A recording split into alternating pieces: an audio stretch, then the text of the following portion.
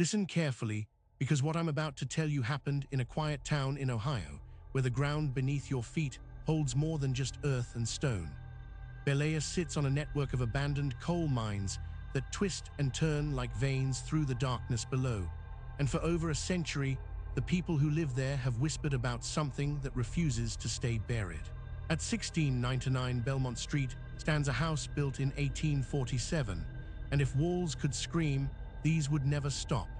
This is the story of the Bellaire house, where Ed and Lorraine Warren confronted layers of death so thick they could barely see through to what was controlling it all. Jacob Hetherington built this house when coal was king and men were expendable. The mines beneath Bellaire swallowed generations of workers who descended into the earth each morning with no guarantee they would see daylight again. Cave-ins were common. Gas explosions turned tunnels into tombs in seconds. Families waited at shaft openings for bodies that sometimes never came up. The grief in this town was not quiet or private. It soaked into the soil. It settled into the foundations of every building constructed above those cursed tunnels. The Hetherington family knew tragedy intimately, watching the industrial machine grind through human lives with mechanical indifference, and their house absorbed every ounce of that suffering. For over 100 years, families moved into 1699 Belmont Street with hope and moved out with something broken inside them. They reported the same experiences across different decades, different generations, different lives. A presence standing just beyond where you could see it clearly. Footsteps in empty rooms that stopped the moment you opened the door to look. A coldness that had nothing to do with weather or insulation, a chill that came from somewhere deeper. Objects moved on their own. Keys vanished from hooks and reappeared in strange places. Photographs turned to face the wall overnight. People woke to find figures standing at the foot of their beds, solid and real until the light came on, and then nothing but darkness and the hammering of your own heart. The activity never stayed subtle for long.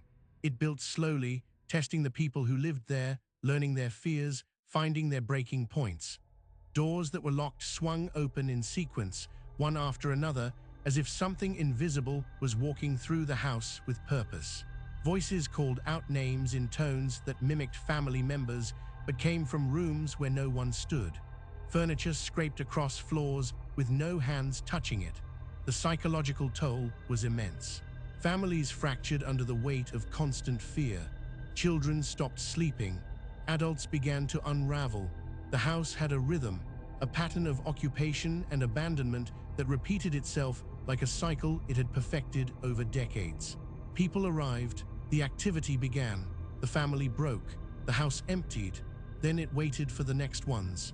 By 1995, the Bellaire house had earned a reputation throughout the Ohio Valley that reached the ears of Ed and Lorraine Warren.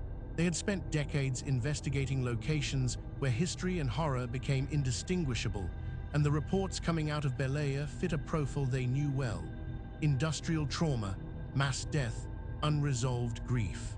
These were the conditions that created paranormal activity so intense it could persist for generations.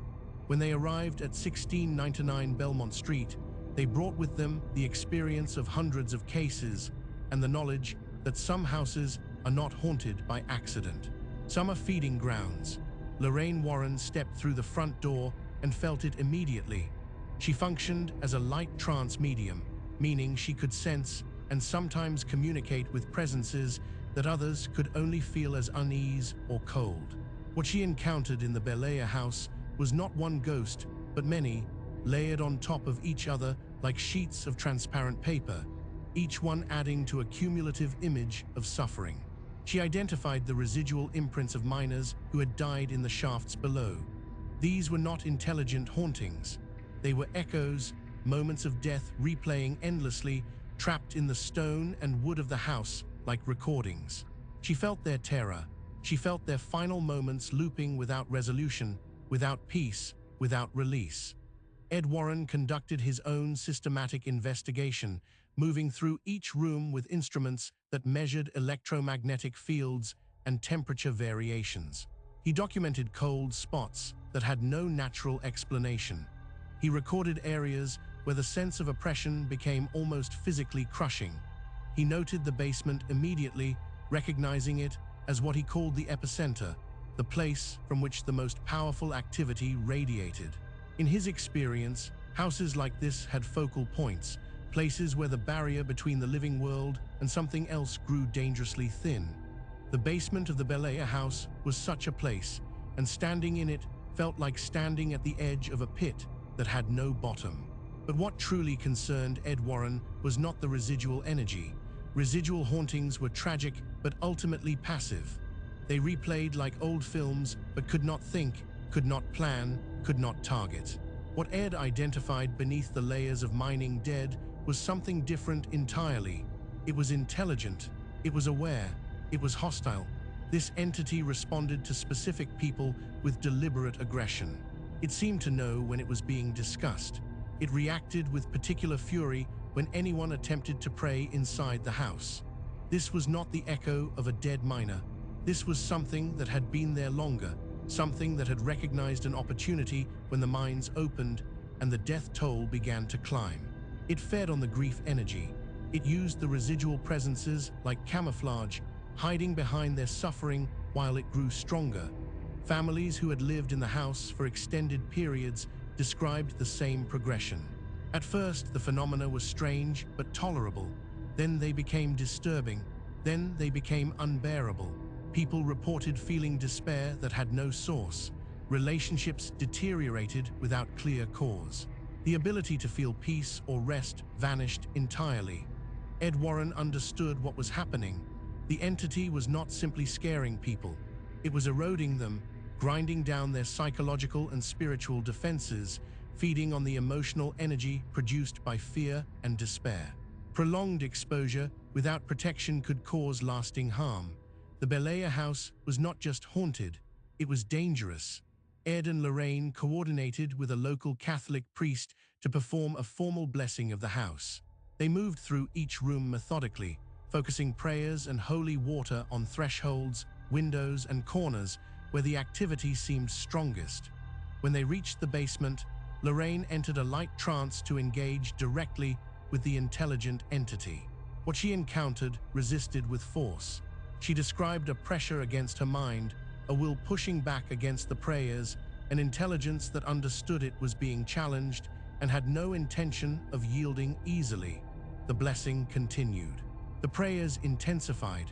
Holy water was applied to the structural corners of the basement, the places where the foundation met the earth and the mines below. Slowly, measurably, something shifted. The oppressive weight that had filled the house began to lift. The temperature in the basement normalized. Lorraine reported that several of the residual presences, the echoes of the miners, seemed to release during the ceremony, as if the prayers had given them permission to finally move on. The intelligent entity withdrew, retreating deeper, but not entirely gone.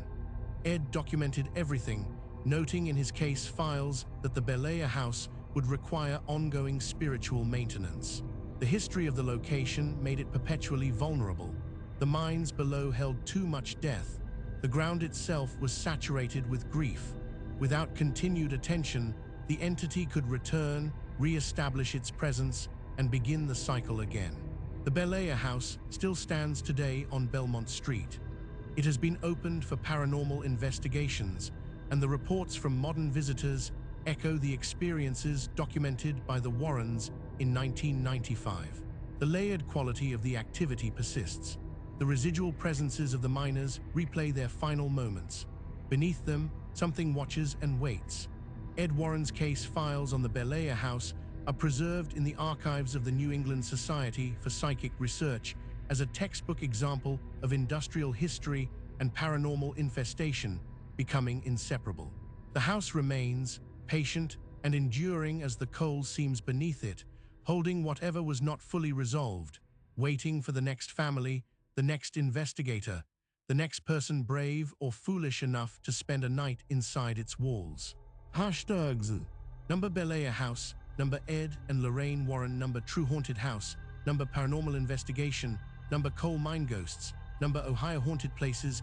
Number Real Ghost Stories. Number Warren Case Files. Number Haunted Basement. Number Industrial Hauntings. number intelligent haunting, number residual haunting, number dark history, number vanishing roads, number paranormal documentary. This story was created with AI assistance based on documented paranormal case files. All events reference real investigations by Ed and Lorraine Warren.